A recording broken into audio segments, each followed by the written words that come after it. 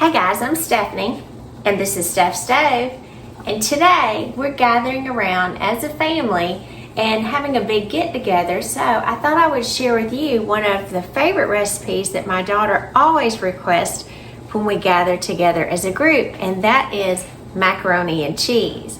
And this macaroni and cheese is a little different because you'll see I'll cook it in the crock pot, and it resembles more of a baked macaroni and cheese that is just loaded with cheesy goodness and just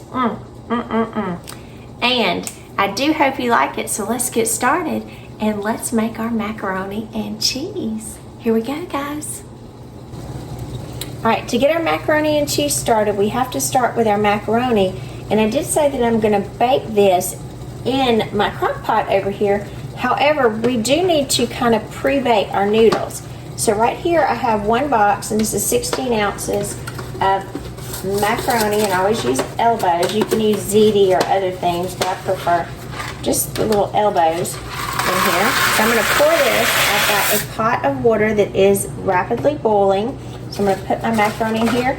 And when I boil macaroni, I generally always add about a teaspoon of salt to the mixture, just so the salt gets in the macaroni, because even though you can salt things later, this is the only opportunity you're going to have to get the salt inside of the macaroni. So normally a package directions for macaroni is much longer. If you'll read through the package, like this particular one, it says that you will boil it for 9 to 11 minutes.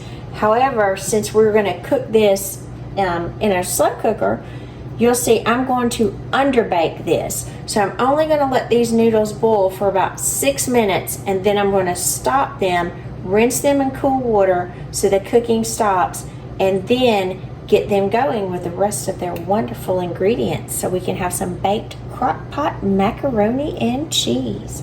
I'll put my timer on for 6 minutes, and we'll check in 6 minutes. All right, our 6-minute timer has just went off. So I'm going to stop the timer, turn the noodles off. Now remember, they are not completely done because we are pre-cooking them and we are actually undercooking them when they're going in.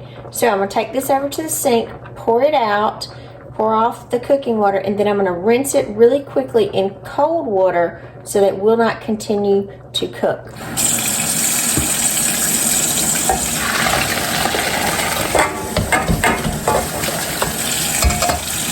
And if some of them are sticking, which they may, that's fine. Just put a spatula in here, loosen this up.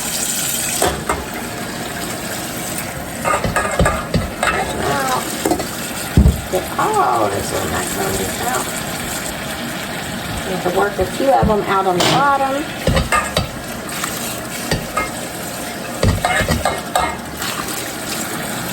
A few of it still want to stick down there.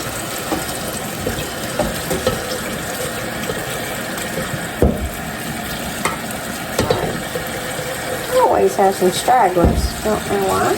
Just me. And again, I'm just rinsing this really quickly with cool water because I don't want them to continue to cook until I get them in the slow cooker, nor do I want them to start cooking the rest of the ingredients very quickly because they're too hot when I mix them together.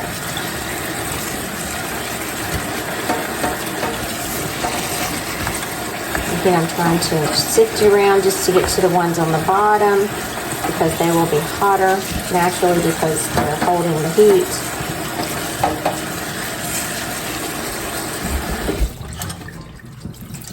I need to get this in shape.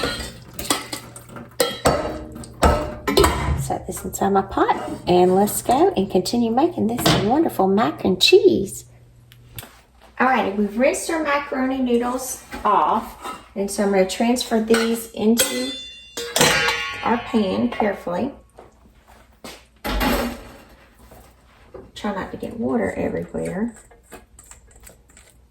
Get all that macaroni. If there's a little liquid that's in there, that's fine because we're going to be adding liquid to it. So that's perfectly fine. So to this, our macaroni, I'm going to go ahead and add our mixture to it. And so for this, like I said, this was one box. One whole box of 1 pound size macaroni and cheese. This is going to be a cup and a half of regular milk. And if you have whole milk, that's wonderful. I always use 2% milk, and it comes out just fine, so I've never had any problems with it. But if you use whole milk, I'm sure it'll be even better. This is 1/4 of a cup, and I put it in here. I melted it just a little while ago, of melted butter. And we're going to add to it. I'm going to kind of start mixing some of this together. It's going to be very liquidy as you're adding it, so just kind of be cautious as you're flipping it around, because it will end up on you if not. And then after this, we're going to mix this together just a little bit. I'm going to add 1 can of evaporated milk, and this is a 12-ounce can. We're going to add the entire can to it. So if you're not sure how to open these little can openers here, you're always one on one side, and you always, usually I'll do this sitting down somewhere, one on the opposite side, so it'll allow airflow. As you can see, it pours very nicely there with the 2. Some good stuff right there.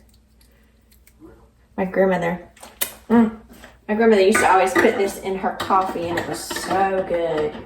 Oh my goodness, it was so good. The noodle fell out. Just delicious. So I'm going to carefully kind of blend this together. And again, kind of be careful at this point. And then we are going to add 2 eggs.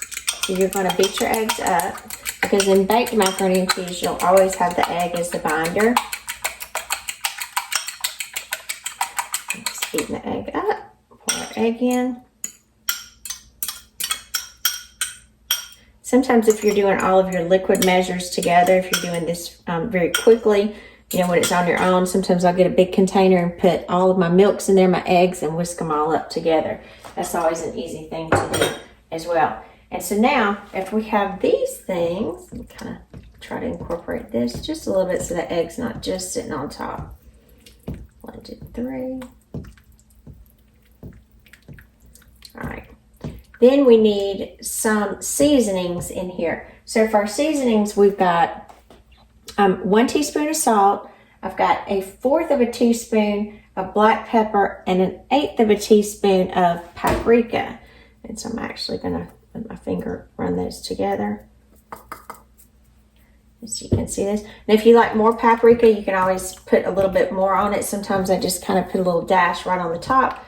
Not only do I like the flavor of it, but I think it looks really pretty too. All right, so this is our mixture that's going to go in, that's going to bake together. And the next thing that we're going to need is cheese. So for the cheeses that I use 2 bricks or blocks of cheese. You can kind of use them interchangeable terms. I use medium cheddar, and this is an 8-ounce block. And I also use an 8-ounce block of Colby Jack, because I like the blends of the cheese. Now, and I showed you these so you could see exactly what I was referring to. I grate the cheese. So last night I grated all of my cheese up, and just use a cheese grater. And then as soon as you do it, you know, cover it tightly and put it back in the refrigerator if you're actually planning this for the day before. And remember, when you're grating cheese, it needs to be cold. If it's at room temperature, it'll kind of start seeping and weeping, and it'll be very difficult for you to grate it. So make sure it's very cold when you grate it. Maybe do 1 stick at a time. Leave the other stick in the refrigerator while you're grating. All right, so now we're going to get ready and add this to our crock pot. Let me move some of these dishes out of the way. Apologize for the sound.